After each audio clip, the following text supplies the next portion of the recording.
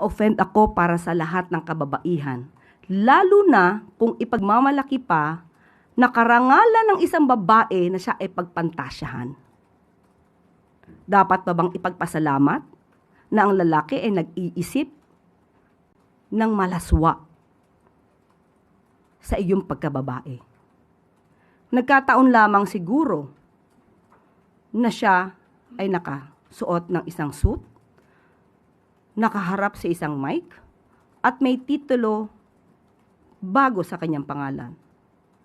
Kung nagkataon na ang lalaking ito ang nagsalita ay nasa isang kanto, nakahubad, at sinabihan ng isang babaeng naglalakad, na ini-imagine ko kung anong ginagawa ko sa iyo kasi ang ganda mo.